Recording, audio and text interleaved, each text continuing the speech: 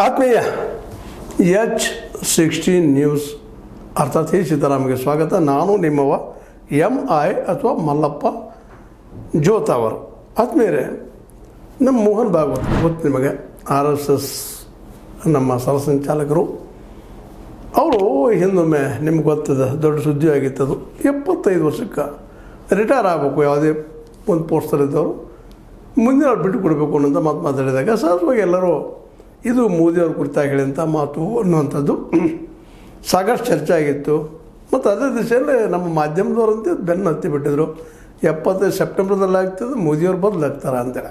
ಸ್ವತಂತ್ರವಾದ ಮೀಡಿಯಾಗೆ ಬೇಕಾಗಿರುವುದು ಸ್ವತಂತ್ರ ಧ್ವನಿ. ಆ ಸ್ವತಂತ್ರ ಧ್ವನಿ ಉಳಿಸಲು ನೀವು ಮಾಡಬೇಕಾದದ್ದು ಇಷ್ಟೇ. ಅದೇನಪ್ಪಾ ಅಂತಂತಂದ್ರೆ, ನಿಮ್ಮ ಕೈಲಾದಷ್ಟು ಸಹಾಯ ಈ ಚಾನಲ್ಗೆ ಮಾಡಿ ಹಾಗೂ ನಿಮ್ಮ ಧ್ವನಿಯನ್ನು ಕಾಪಾಡಿಕೊಳ್ಳಿ. ಅಧಿಕಾರ ಅನ್ನೋದಷ್ಟು ಸುಲಭದ ಮಾತಲ್ಲ. ಯಾಕಪ್ಪ ಅಂದ್ರೆ ಅದರ ಮೋಹ ಹಂಗಿರ್ತದ್ರಿ. ಅದು ನಾವು ಎಷ್ಟೋ ಸನ್ಯಾಸಿ ಅಂಥೇಳಿ, ಎಷ್ಟೋ ಫಕೀರ್ ಅಂತ ಹೇಳ್ಕೊಳ್ಳಿ, ಮತ್ತೇನೋ ಹೇಳ್ಕೊಳ್ಳಿ, ಒಮ್ಮೆ ಅಧಿಕಾರದ ರುಚಿ ಐತಪ್ಪ ಅಂದ್ರೆ ಸುಲಭವಾಗಿ ಇಲ್ಲ, ಬಿಡೋಕ್ಕೆ ಸಾಧ್ಯನೇ ಇಲ್ಲ. ನರಪಕ್ಷಕ್ಕೆ ಹುಲಿ ಇರ್ತದಲ್ರಿ, ಒಮ್ಮೆ ಮನುಷ್ಯನ ರಕ್ತ ನೋಡಿತಪ್ಪ ಅಂದ್ರೆ ನಂತರ ಅದು ಉಪವಾಸ ಸಾಯ್ತದೆ ವಿನಃ ಮನುಷ್ಯನ ರಕ್ತ ಹಿರಿದು ಬಿಡೋದಿಲ್ಲ ಅನ್ನೋಂಥದ್ದು ಜಗಕ್ಕೆ ಗೊತ್ತಿದ್ದಂಥ ವಿಷಯ.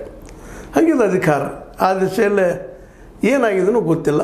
ಅಂತರ್ಯದಲ್ಲಿ ಏನು ನಡೀತಾ ಇರ್ತಾವೆ ರಾಜಕೀಯದಲ್ಲೇ ಹೇಳ್ಬೋದು. ನಮ್ಮದು ಇಲ್ಲಪ್ಪ ಸಾಂಸ್ಕೃತಿಕ ಸಂಸ್ಥೆ ಹಾಗೆ ಹೀಗೆ ಅಂತ ವಾದ ಮಾಡ್ಬೋದು. ವಾದ ಮಾಡೋದಕ್ಕೇನು ಪ್ರಶ್ನೆ ಇಲ್ಲ, ಬುದ್ಧಿವಂತರ ಲೋಕದು ವಾದ ಮಾಡ್ತಾರೆ. ಈಗ ನಮ್ಮ ಭಾಗವತರವರು ಸ್ಪಷ್ಟೀಕರಣ ನೀಡ್ತಾ ಇದ್ದಾರೆ. ಯಾಕೆ ಸೆಪ್ಟೆಂಬರ್ ಬಂತಲ್ರಿ, ಬಂದ ತಕ್ಷಣ ಮೋದಿಯವರು ರಿಟೈರ್ ಆಗಬೇಕು.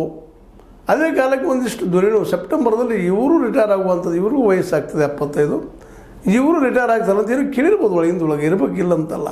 ಯಾಕಂದರೆ ಈಗ ಮೊದಲಿನ